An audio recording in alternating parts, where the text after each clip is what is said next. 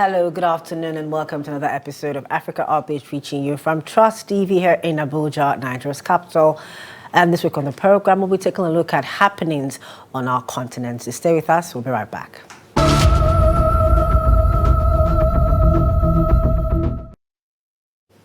Welcome back. It's Africa Update on Trust TV, and I'm your host, Chiamaka Nwafor.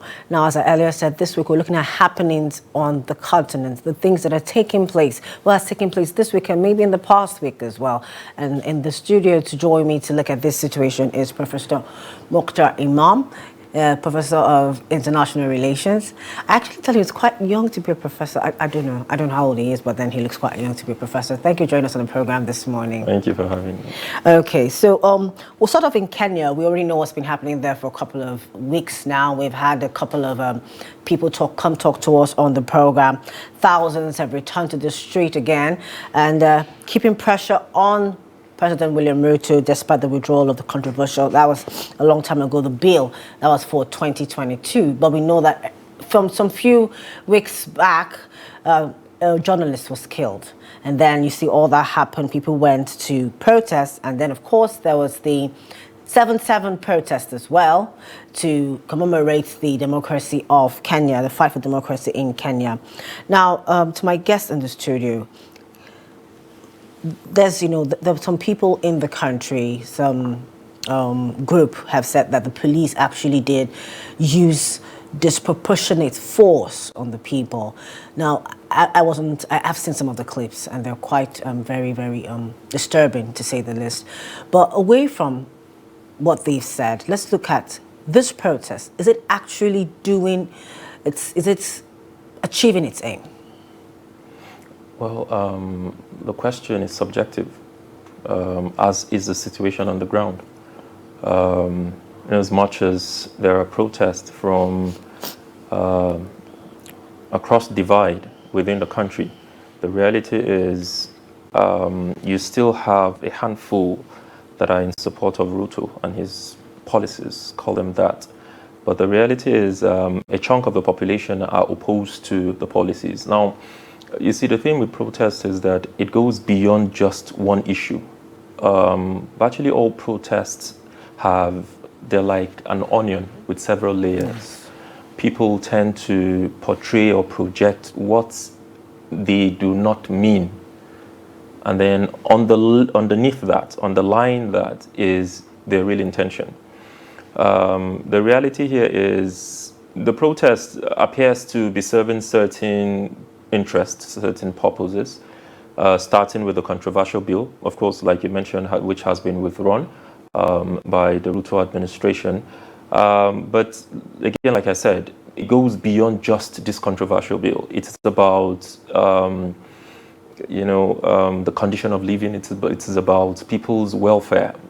It is about certain underlying concerns that people find avenues to air their grievances, So, by and large, the reality is, I think the protest is sending home a message. Because when you look at the situation on the ground, when the protest started ab initio, a lot of people were opposed to the excessive use of force, which you alluded to in your opening. And that's a reality on the ground. It is something that is apparent. The world is seeing.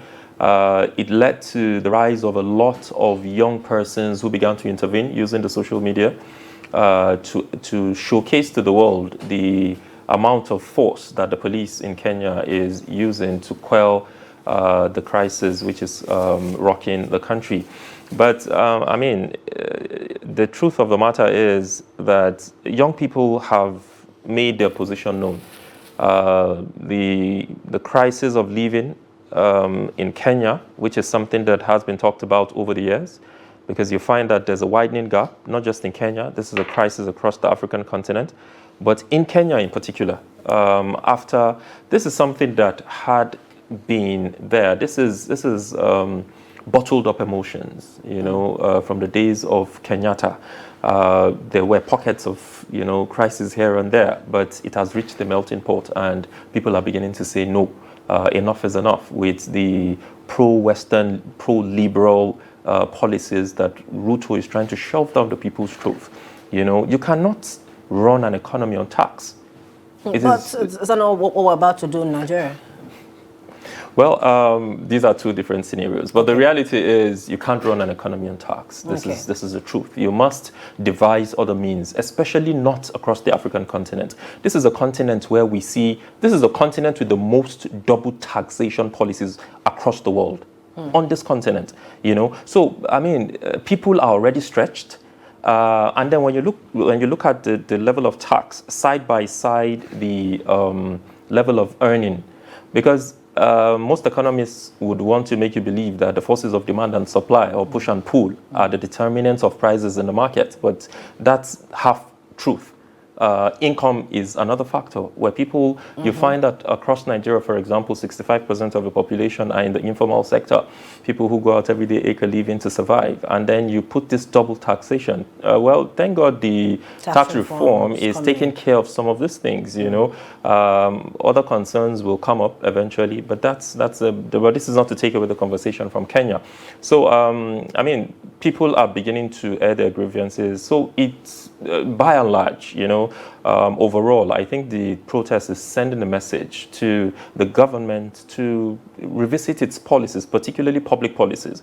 Where policies are not people-friendly, governments have to have a rethink. You cannot aggressively shove down certain policies down the throat of people. That's why you're there as a government. Okay. We're going to move away from Kenya because we have quite a lot to go look into. Let's go to one of the big issues, DRC, Rwanda, M23 rebels. They finally come to some sort of impasse, and they've signed that deal over in Doha, where finally decided to say, okay, we're going to put these issues to bear. Now, a new agreement with Rwanda has raised cautious optimism for peace in the conflict-ridden eastern region. The deal was mediated by the African Union regional leaders, includes mutual troops withdrawal, the opening of trade corridors, and joint efforts to curb the M23 insurgency. However, local communities are remaining skeptical as violence and displacement continue despite diplomatic progress. So let's talk about this. Right. This, first of all, America tried. People have been trying. I think even we sent some people over there and it didn't even work out well. However, it takes external influences to get this done. America tried, but the M23 guys were saying, you're not dealing with certain issues, so your agreement is not working. However, Doha is coming to the picture now, or rather Qatar has come to the picture, and it's finally, we're seeing some things are now in principles, as it's been said. Do we think, or do we believe that this is going to actually help stem the situation and help, temper these agitations from the M23 rebels? Well, you see, the crisis in the DRC has a long route, but we will not go into all of that for want of time. As far as this agreement is concerned, it is our hope that the agreement leads to sustained peace. We're hoping that Doha has done something that will be sustainable, something that will transcend time, because that conflict is one of the most, devastating around the world, even though it is not so much talked about. The level of destruction, the level of killings that have gone on, particularly the killing of children across that border area in Goma. I was there just a couple of weeks, I think, or a month ago. You find that within that community, at that border crossing, a lot of people are still very much skeptical about whatever agreement that goes on, at any level. But again, like I said, we're hoping that what Qatar has done this time will bring some kind of lasting peace to the region, where the border will be open completely, because even at the time that I visited, the border was partially open. You could see, you could tell that there was still tension. You were not scared? when you were visiting this? Well, we went in company of security personnel, but beyond that, the tempo had already calmed. Okay. A couple of months ago, we began to see the return of normalcy, you know, even though it wasn't so grand, but then some level of semblance of normalcy was beginning to return. Okay. And the crossing the border crossing has been open for a while. It's not something new. Okay. But you still find elements of M23 still manning, you know, the location and so on and so forth. You still have elements of forces, not just elements, forces from the Rwandan side still, you know, manning the area as well. Because we're talking about a place where it's just, the buffer is not as wide as 5 feet. You know, it's really just the same. You know, sometimes when you go and you see these things firsthand, you begin to wonder what exactly could be the reason for. It's not the case like we have in Katsina, where Nigeria is just a gutter you cross over and that's it. Is that the kind of case? We're talking about, there isn't even a gutter. It's just a gate that, you know, it's the land here, the land here. The moment you cross this part of the country, you're in the Democratic Republic of Congo, bordered by Goma, in the Eastern Democratic Republic of Congo, of course. So the thing is, you see, when you look at this, you begin to wonder. But then again, of course, you would trace it back to the artificial delineation of boundary, which was one of the tools of colonialism. We keep going. However, go ahead. When you're done. However, you know, we should be able to move past this this notion, the rhetoric around the artificial delineation of boundaries. I was going to say that. Nonetheless, 400 years from now, when the history of our people is talked about, colonialism will be mentioned. It is an integral part of what we have become today. You know, but we as a people need to begin to galvanize ourselves to understand that what binds us is stronger than what divides us. Nonetheless, you will also come to the realization that there are certain forces behind all of this. Because just like the Rwandan authority has alluded to, you know, time and over again, the remnants of the genocidal forces are the ones that are still behind all of this push. And you find them across the FDLR and so on and so forth. And so you see, you still have elements of them still trying to stoke that ember of discord to continue to have this confrontation. You must also bear in mind the reality that 20 of the world's rarest minerals are found in the DRC, and they're mostly across that plain where you have the Eastern Democratic Republic. So it's safe to say that those that conflict is mostly economical. All conflicts are mineral or rather resource based. So you're saying all conflicts in Africa? All conflicts are resource based. You only find that they metamorphose, they take certain, you know, they manifest in different ways. Other than that, every conflict from the beginning of time, from the Mesopotamia that we know as the first civilization, conflicts have always been about resources. Remember, when the first people existed, it was about the Tigrarian and the Euphrates River. That's where it started from. And every conflict thenceforth has always revolved around resources. But you find that religious coloration is given, ethnic coloration is given to for hide convenience. What the real issue is. Just for convenience. Now, before we go on a break, quickly, I find it very funny that it takes outsiders to solve this situation or to bring us to the table to have a conversation. We tried. Nigeria has tried. ECOWAS, probably, not ECOWAS, but the African Union has tried. Now, it took America trying, but maybe M23 guys are like, no. And then it now took the Arabs trying as well. Why does it always have to take some other person who is not, you know, part of us? And again, what is the stake of America and Qatar? Because it just seems to me, why are you so worried about these people and their war? Well, very quickly, most conflicts, when it gets to the point of mediation or some kind of negotiation or arbitration, requires third-party intervention.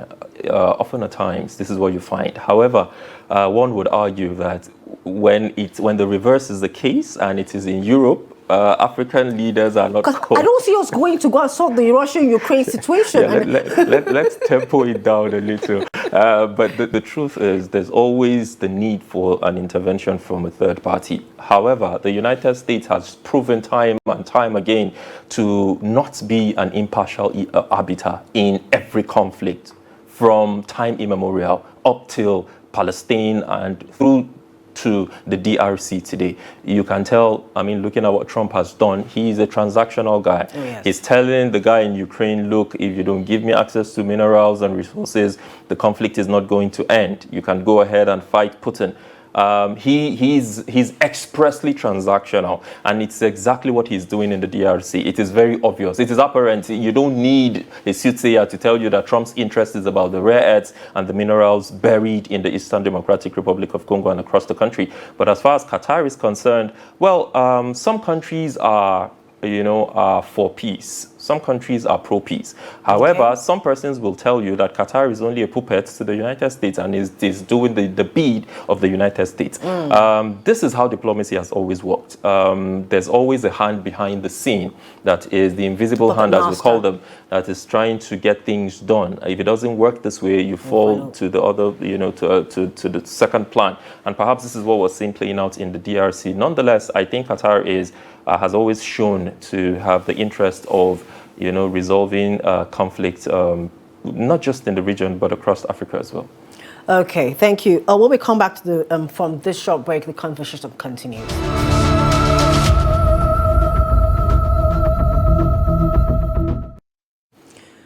Welcome back to the program. Back to my guests. You said something earlier about America and Trump being transactional, and it brought to mind something that's happened recently for us here in Nigeria. And I also want to have your take on that, and how do you think we could handle it? We've joined BRICS. Finally, supposedly maybe one leg in, one leg out, but we've joined BRICS. But Trump is saying, if you do that, since you've done that, I'm going to put more tariffs on you. Do you think it's something we can afford to do right now? It's something we should be doing. A day after he slammed, or a day prior to him slamming us with a 10% tariff increase, I actually drafted a memo which I sent to the former Minister of Aviation, Femi Fani-Kayode, who's my big brother and a very good friend. And I said, Honorable Minister, it's time for us to take the bull by the horn. We need to, look, the reality is diplomacy is about bargaining. And where you find that your friends or your former allies are not acting like allies, you need to, the whole idea of traditional allies has rocked Nigeria's foreign policy, and it is rocking the boat. It is not helpful. What has it done for us? What has the relationship between Nigeria and the United States? Well, of course, on certain grounds, we can say we have had good bilateral relationship as far as trade is concerned and so on. But then when you look at loans, for example, which we go to the IMF, to the World Bank, to the United States to seek for, we don't get these things on good accounts. Not as much as we're getting from the Chinese. The Chinese are the only ones that have provided us with concessionary loans that have been here on the ground through the China Infrastructure Development Bank, have backed by the Belt and Road Initiative, or the other way around, have been able to put their footprints on the ground, and we're seeing the real revolution across this country. So I cannot understand why we keep paying lip service to the idea of South-South cooperation, and yet we refuse to cooperate on the South-South. Look, it's time. Trump, you see, the thing about the U.S. foreign policy is this. Say again? Are you anti-Trump? No, I am not anti-Trump. Okay. I am anti a policy that stifles the growth of emerging economies. And this is exactly what Trump is doing. However, I align myself to Trump sometimes on certain things he does. When the guy says, I am ultra-nationalist, and so multilateralism should take the back seat, and it is America first. What he's telling you is, go and develop your own. Yes. So why shouldn't we take that initiative and ensure that we put something that will be sustained across the African continent, and not just the African continent? Let's begin to look beyond just the continent to emerging economies like ourselves. China was also battered by colonialism. So eventually, it's a third world economy as well. So we need to begin to align ourselves to our friends, our true friends. And they really are friends. You see, the reality is there is no such thing as a real friend in international politics or in politics in general. Okay. It is about bargaining, like I was trying to say earlier. You see, diplomacy or international politics is about what we call diplomatic bargaining. And in that, you must bargain, because no country can live in isolation. But you are either bargaining from a position of strength, a position of weakness, or in no position at all. And what counts is your bargaining chip. What are you bringing to the table? This is the reason why China has a seat around the table of the United Nations Security Council. Yes. So we need to begin to do much more. As a continent that houses 60% of the world's arable land, we need to begin to bargain better. Use what we have to get what we want. Absolutely. So I think us joining BRICS or trying to join BRICS is essentially trying to tell the world that, look, we have a right to choose our friends. And why should Trump say no to that? Okay. All right. Since we've brought us back to West Africa, let's go to Togo. Nearby, but we see that the president there has decided that he's given himself something called all-time prime minister. This desire to die on the seat of the presidency, like we're moving a monarchical democratic system in Africa, with some countries. That's why the coup has happened in some countries. That's why there's civil unrest in some countries. They are tired of it. But it's like Togo is not getting the message. It's like he wants to just start his own monarchical rule. And there's protests happening in the country. First of all, how does that even work? Ali Mazrui, the late Professor Ali Mazrui, God bless his soul, said that the reason why African politics is taking the dimension and direction which it is taking is because African leaders are not in tune with modern liberal democratic values. And so they're still clinching onto the traditional African system of authority. And here we are in the middle practicing communocracy. So essentially, what we have in Africa, according to Ali, is not democracy, but elements of democracy blended in the traditional African system of leadership, which is what he tagged as communocracy. You see, the idea of sit-tight syndrome is something that has permeated African politics from time immemorial. But we need to begin to put a stop to that. There's a need for African leaders to realize that the time has come for democracy to stay. You can fashion your own version of democracy, just as Paul Kagame has done in Rwanda. People will attack Rwanda for being a police state, blah, blah, blah, but things are working. People are confirming.